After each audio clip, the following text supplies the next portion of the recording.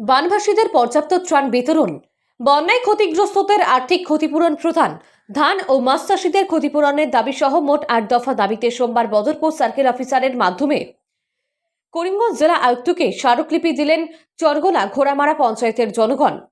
বদরপুরের যুবনেতা বিশ্বজিৎ দাসের নেতৃত্বে এদিন ৩ শতাধিক বানভাসী মানুষ এদিন সার্কেল অফিসে জমায়েত হন। জমায়েতস্থলে বক্তব্য রাখতে গিয়ে বিশ্বজিৎ বাবু বলেন, এবারের বন্যা ও ঘূর্ণিঝড় রেমালের তাণ্ডবে চরগোলা ঘোড়ামারা পঞ্চায়েতে ব্যাপক ক্ষতিগ্রস্ত হয়েছে।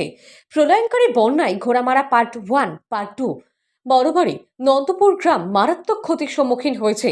ক্ষতিপূরণ প্রদানে স্বজন পোষণ রাজনীতিকরণ কিংবা দুর্নীতিকরণ যাতে না হয় তা নিশ্চিত করতে সার্কেল অফিসারের কাছে সাফ জানিয়েছেন বানভাসী মানুষ সহ বিশ্বজিৎ বাবু।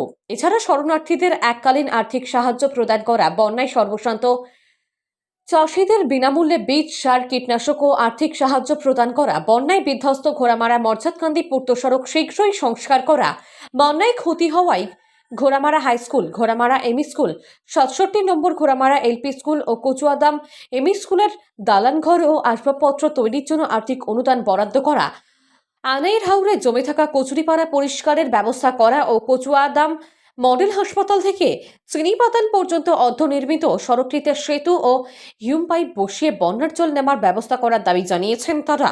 এই দাবি পূরণ না হলে বৃহত্তর আন্দোলনের পথে পা বাড়াবেন বলে হুঁশিয়ারি দিয়েছেন বিশ্বজিৎ। করিমগঞ্জ জেলার বদরপুর সার্কেলের অধীন চরগুলা গুড়ামারা গাঁও পঞ্চায়েতের থেকে এসেছি আমরা এখানে। মূলত এখানে গুড়ামারা এবং বড়বাড়ি গ্রামের মানুষ বেশিরভাগ এসছেন, অন্যান্য জিপির অন্যান্য অংশের মানুষও এসছেন। আপনারা জানেন যে এবারে ভয়ঙ্কর একটা বন্যা এখনও চলছে। এই বন্যায় বদরপুর এলাকার মধ্যে সবচেয়ে বেশি ক্ষতিগ্রস্ত হয়েছে চরগুলা গুড়ামারা পঞ্চায়েত এলাকা।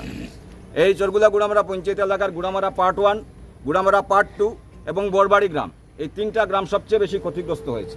এখনও এই গ্রামে জল এবং প্রায় গোটা 3টা গ্রামই পুরা জলবন্দি আছে। এখানে প্রায়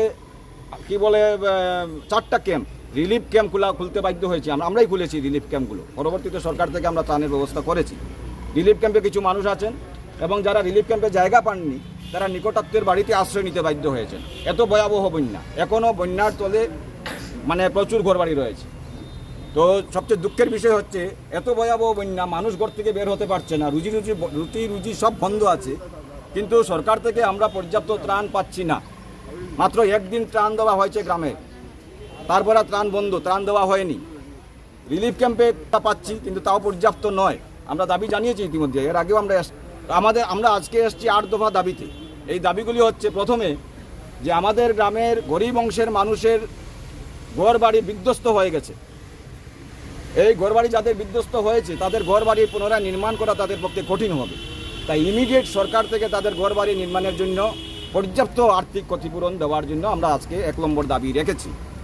দ্বিতীয় দাবি হচ্ছে, শরণার্থী শিবিরে যারা আছেন তারা দৈনিক আয়ের উপর নির্ভরশীল মানুষ, একেবারে গরিব অংশের মানুষ। এই মানুষগুলো দৈনিক রোজগার হলে পরে ঘরের উনুন জ্বলে, এই অবস্থা। তাদের রোজগার বন্ধ, শরণার্থী শিবিরে আছেন, কাজকর্ম বন্ধ, রুজি বন্ধ। তাদেরকে আর্থিক সহায়তা প্রদানের দাবি জানিয়েছি আমরা 2 নম্বর দাবি।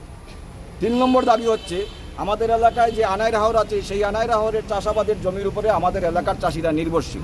এই আনাইর হাওরে প্রায় গলা অবধি জল এখনও পর্যন্ত আছে, ফসল জলের তলায়। ফলে এখানে চাষিরা সর্বশান্ত হয়েছেন। এখন বীজ রোপণ করা হয়েছে, বীজগুলো বিনষ্ট হয়ে গেছে। তো আমরা দাবি রেখেছি যে যেসব ধান চাষিদের বীজ বিনষ্ট হয়েছে, ফসল বিনষ্ট হয়েছে, তাদেরকে বিনামূল্যে বীজ, বিনামূল্যে সার, কীটনাশক এবং সঙ্গে আর্থিক সাহায্য প্রদানের দাবি জানিয়েছে। একই সঙ্গে যারা মৎস্য চাষী আছেন তাদের মাথায় হাত দেওয়ার অবস্থা, পুরোপুরি ক্ষতিগ্রস্ত হয়ে গেছেন তারা। তো তাদেরকে মৎস্য চাষীদের আর্থিক সহায়তা এবং মাছের চারা বিনামূল্যে দেওয়ার দাবি জানিয়েছি আমরা। তৃতীয়ত হচ্ছে, পঞ্চম দাবি হচ্ছে আমাদের, যে আমাদের এলাকার একমাত্র লাইফলাইন হিসেবে পরিচিত গুড়ামারা মর্যাদকান্দি সড়ক, এই সড়কের উপরে আমাদের গ্রাম এবং পার্শ্ববর্তী গ্রামগুলো নির্ভরশীল। এবারের বন্যায় এই সড়কের উপর কোথাও কোমর জল, কোথাও গলা অবধি জল, এখনও সড়কের উপরের জল। বন্যার তোরে সড়ক পুরাপুরি ভেঙে চৌচির হয়ে গেছে, বড় বড় গর্তের সৃষ্টি হয়েছে, যান চলাচলের অনুপযোগী। বন্যার পরেও এই রাস্তা দিয়ে যান চলাচল করা ঝুঁকিপূর্ণ হয়ে দাঁড়াবে।